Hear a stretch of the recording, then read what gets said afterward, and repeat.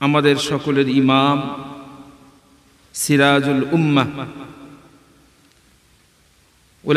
ইমামুল উলামা ওয়াল মুজতাহিদিন Numan বিন সাবিত আবু হানিফা রাহমাতুল্লাহি আলাইহির স্মৃতিতে প্রতিষ্ঠিত এই প্রতিষ্ঠানে এমন মুতাবাররাক মাহফিলে এসে কিছু কথা বলতে পারার যে সৌভাগ্য আল্লাহ রাব্বুল আলামিন দিয়েছেন, তার জন্য আল্লাহ রাব্বুল আলামিনের কাছে শুকরিয়া আদায় করছি।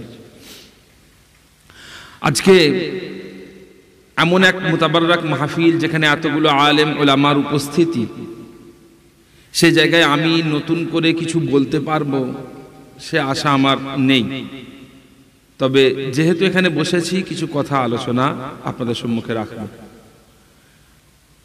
আজকের আমাদের এই প্রোগ্রামের মূল থিম বা বিষয়বস্তু হচ্ছে বর্তমান যুগের প্রেক্ষাপটে উলামা ও সমাজসেবী যে সমাজ, তাদের কি ভূমিকা। তবে উলামা সমাজের কি ভূমিকা থাকা উচিত, কি কর্তব্য থাকা উচিত, এই বিষয়ে কথা বলার আগে আমার মাথায় একটা নতুন প্রশ্ন, ঠিক আছে, আমার মাথায় একটা প্রশ্ন প্রথম থেকেই ছিল। সেটা হলো যে পশ্চিমবঙ্গের মুসলিম জনগণের ঠিক কত শতাংশ মানুষকে উলামা বলা যায়। আমি খুব কঠিনভাবে পরীক্ষা নিরীক্ষা করব না। একজন পরিপূর্ণ মাওলানা, একজন পরিপূর্ণ আলেম যিনি দাওরা হাদিস কমপ্লিট করেছেন বা যিনি মুমতাজুল মুহাদ্দিসিন কমপ্লিট করেছেন বা ইফতা করেছেন, এমন আলেমের আমি সংখ্যা একটু জানার চেষ্টা করছিলাম। ইংরেজি পত্রিকা দ্য টেলিগ্রাফের একটা জরিপ বলছে যে পশ্চিমবঙ্গের মাত্র 4% ছাত্র তারা মাদ্রাসায় ভর্তি হয় পড়াশোনা করার জন্য, মাত্র 4%। যদিও এই জরিপে এমন বেসরকারি মাদ্রাসা, খারিজি কওমি মাদ্রাসাগুলোর গণনা করা হয়নি, তবে আমরা ধরে নিতে পারি যে হয়তো আরো 4% ছাত্র খারিজি মাদ্রাসায় বা কওমি মাদ্রাসায় পড়াশোনা করেন, বেসরকারি মাদ্রাসায় পড়াশোনা করেন। কিন্তু সকলেই তো কমপ্লিট করেন না, সকলেই শেষ করেন না। আমি ধরে নিলাম যে অর্ধেক ছাত্র তারা কমপ্লিট করেন। তো সেই হিসাবে দেখতে গেলে পশ্চিমবঙ্গের মুসলিমদের মাত্র 4% মানুষ তারা আলেম ওলামা বা তারা মাওলানা বা তারা মাদ্রাসা পড়ুয়া। এখন আবার এই 4%কে যদি আমরা দেখি যে এই 4%-এর মধ্যে কজন মানুষ নিজেদের জীবন জীবিকা উপার্জন এই সব কিছুতে নিজেদের পায়ে মানে স্বয়ংসম্পূর্ণ হয়ে গিয়েছেন, কওমের জন্য চিন্তা করার সুযোগ পাচ্ছেন কত শতাংশ মানুষ, তাহলে আমাদেরকে আরো হাফ কমিয়ে দিতে হবে। কারণ উলামাদের একটা বড় অংশ, আলেমদের একটা বড় অংশ এখনো নিজেদের উপার্জন, কিছু একটা চাকরি বা একটা মসজিদ, একটা মাদ্রাসা খিদমতের সুযোগ, এর জন্য অনেক বেশি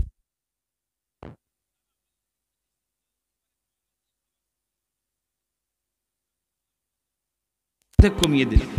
তো সেই হিসাবে বলা যেতে পারে যে পশ্চিমবঙ্গের মুসলিম সমাজের মাত্র 2%কে উলামা সম্প্রদায়ের শ্রেণীভুক্ত করা যেতে পারে।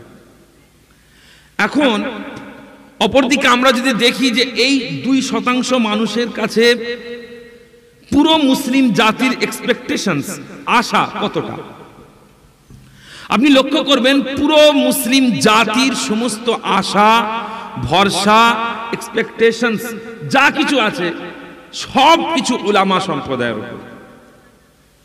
মুসলমানদের যে কোনো সামাজিক সংকট, যে কোনো ধর্মীয় সংকট, ব্যক্তিগত সংকট, প্রত্যেকটা ক্ষেত্রেই আমরা সবাই তাকাই আলেম উলামাদের দোষ, তারা এটা করতে পারেনি, তারা তাদের দায়িত্বের ব্যাপারে ঠিকঠাক নেই, এই জন্য মুসলমান সমাজের এই অবস্থা।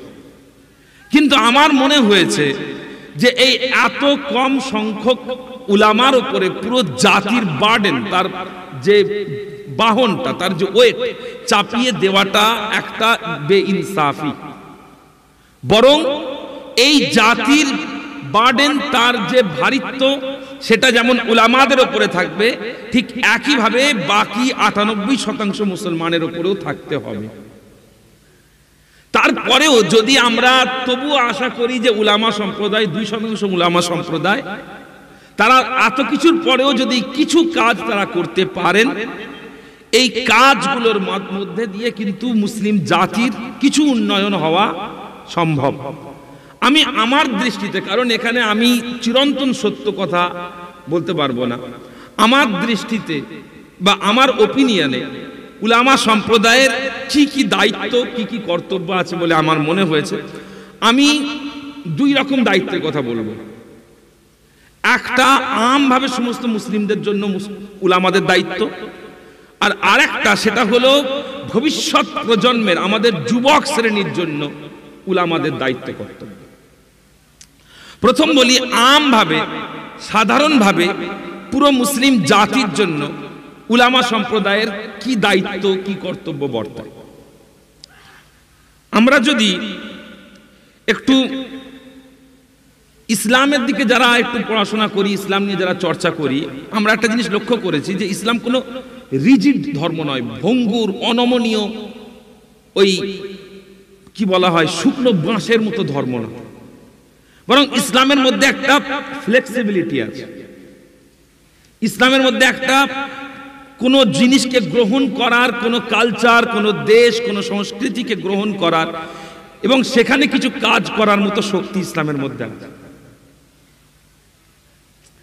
তো এই দিক থেকে লক্ষ্য করলে আমরা দেখতে পাবো আল্লাহ রাব্বুল আলামিন তার হাবিব, তার রাসূল সাল্লাল্লাহু আলাইহি ওয়াসাল্লাম দুনিয়ার বুকে এসেছেন, তিনি বলেছেন ইয়াসসিরু ওয়ালা তুআসসিরু, বাশশিরু ওয়ালা তুনাফফিরু, যেটা বুখারী শরীফ এবং মুসলিম শরীফ দুটো কিতাবের মধ্যেই আছে। আল্লাহ রাসূল সাল্লাল্লাহু আলাইহি ওয়াসাল্লাম বলেছেন তোমরা সহজ করো, কঠিন করো না, মানুষকে সুসংবাদ দাও, কিন্তু মানুষের পালানোর কারণ হয়ো না।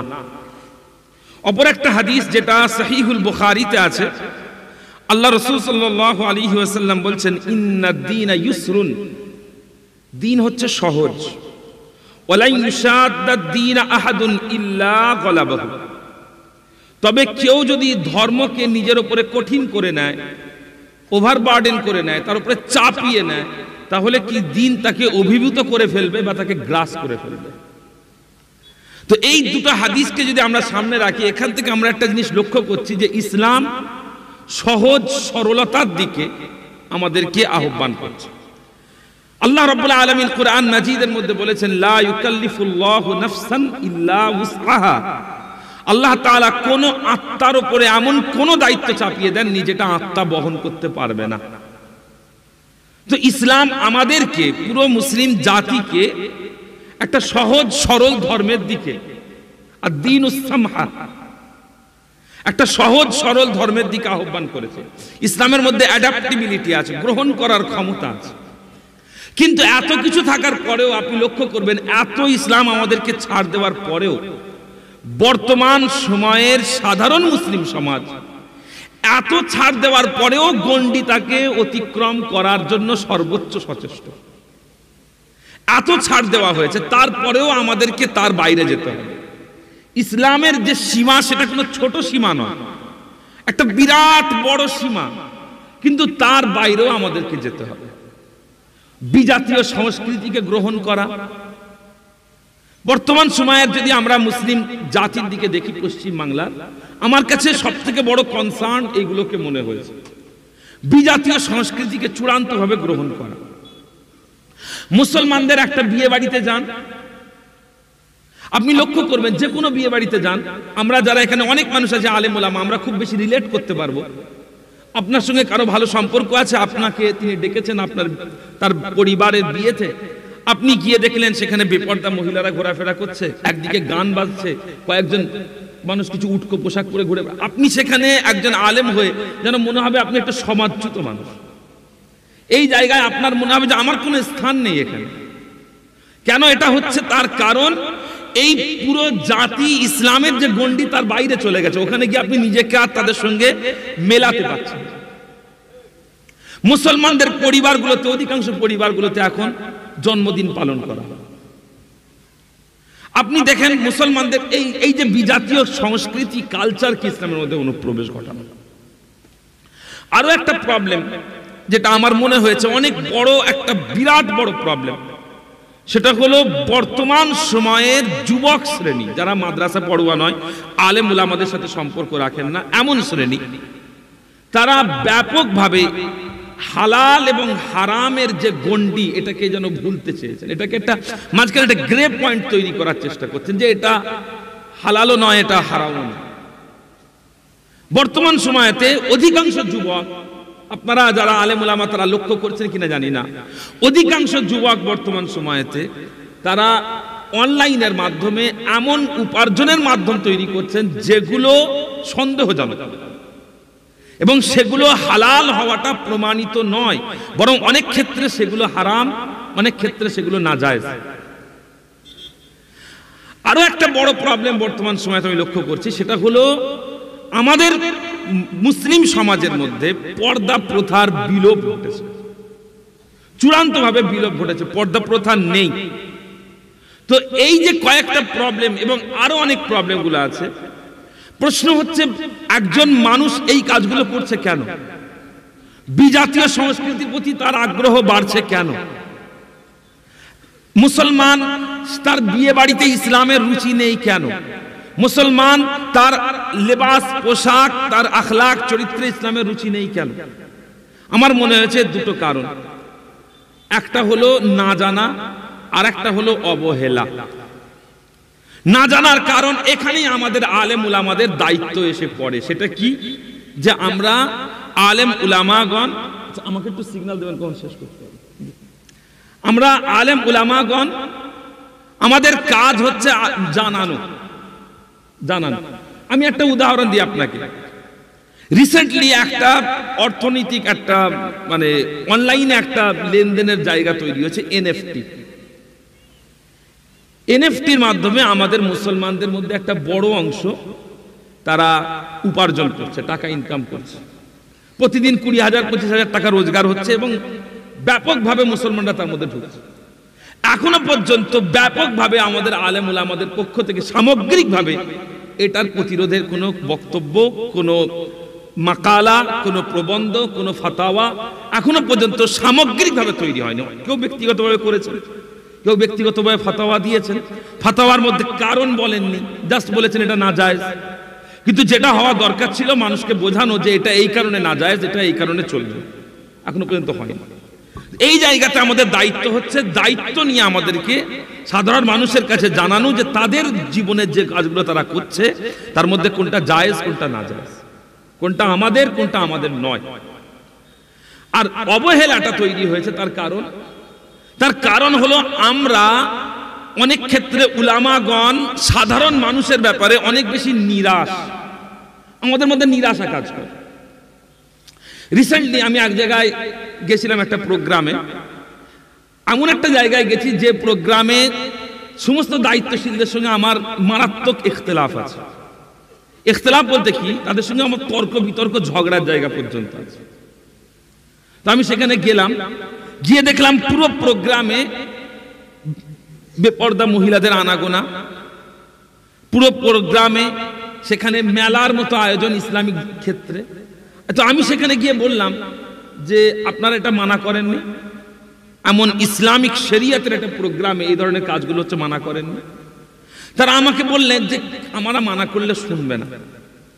আমি মনে মনে চিন্তা করলাম যে এই মানুষটা আমার সাথে শরিয়তের একটা ফুরুই ব্যাপার নিয়ে ইখতিলাফে যতটা এনার্জি ব্যয় করে, তার কিছুটা অংশ যদি এই সমাজের ইসলাহের জন্য ব্যয় করত, তাহলে কিন্তু অনেক বেশি উপকার হতো।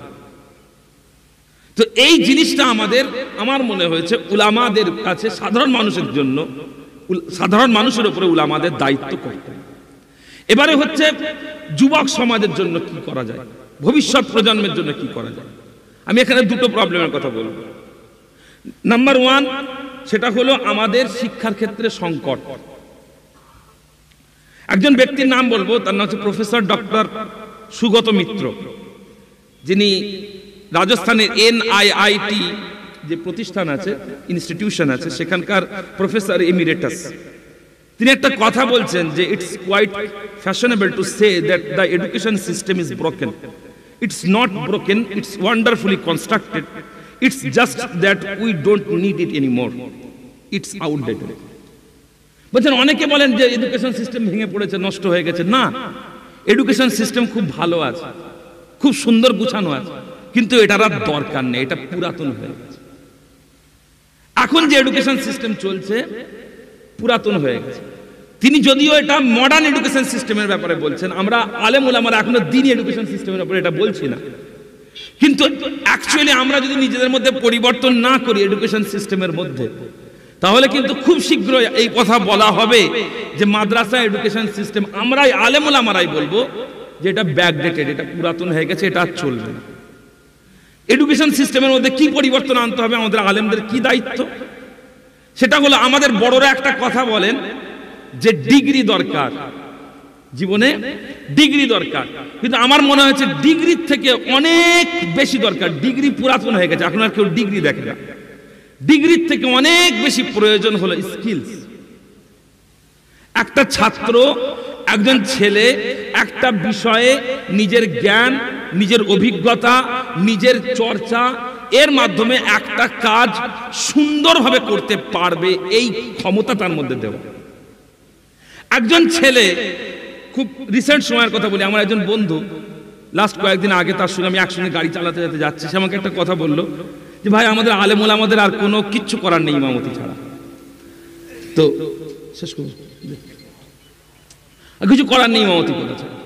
তো এই যে কথাটা সে বলল, তো সত্যি বাস্তবে তাই।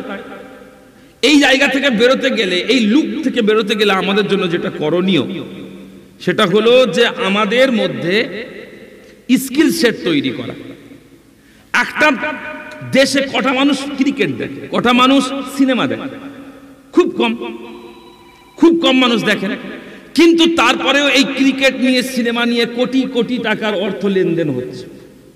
কিন্তু এই দেশের কোটি কোটি মানুষ ধর্মপ্রাণ, যারা ধর্মকে নিয়ে দিনরাত চলেন, যদি এই মানুষগুলো ধর্মের ক্ষেত্রে যে যে জিনিসগুলো চান, যেমন হচ্ছে মিডিয়াকে ব্যবহার করা, লেখালেখির ক্ষেত্রে মনোযোগ দেওয়া, এই কাজগুলো যদি আমরা অনেক বেশি বাড়াতে পারি, তাহলে দেখা যাবে এই স্কিল সেটগুলো আমরা ধর্মীয় ক্ষেত্রে কি কি স্কিলস ব্যবহার করা যায় সেগুলোকে নিয়ে যদি আমরা কাজ করতে পারি, তাহলে আমাদের ভবিষ্যতের আলেম উলামারা তারা অর্থনৈতিকভাবে ডেভেলপ করবেন, এবং অর্থনৈতিকভাবে যখন ডেভেলপমেন্ট তৈরি হবে তখন আলেম উলামাদের সম্মান বৃদ্ধি পাবে এবং তারা সমাজে অনেক বেশি কাজ করতে পারবে।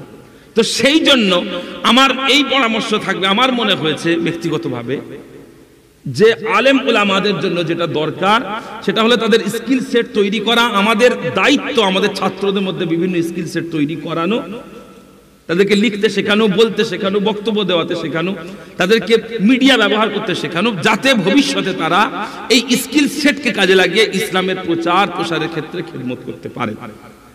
তো এই হলো আমার সংক্ষিপ্ত আলোচনা। আজকের এই প্রোগ্রামে এসে উপস্থিত আলেম ওলামাদের সামনে কিছু কথা বলতে পেরে অনেক বেশি গর্ববোধ হচ্ছে।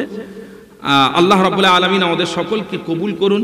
আল্লাহ রাব্বুল আলামিন আমাদের পরিশ্রমকে কবুল করুন। আমা আলাইনা ইল্লাল বালাগ। আসসালামু আলাইকুম ওয়া রাহমাতুল্লাহি ওয়া বারাকাতুহু। মাশাআল্লাহ, হযরত খুবই গুরুত্বপূর্ণ আলোচনা করছিলেন। আমরা বেশি সময় না দিতে পারায় হযরতের কাছে আবেদন করব যে ক্ষমা দৃষ্টিতে দেখবেন, কারণ আজকের এই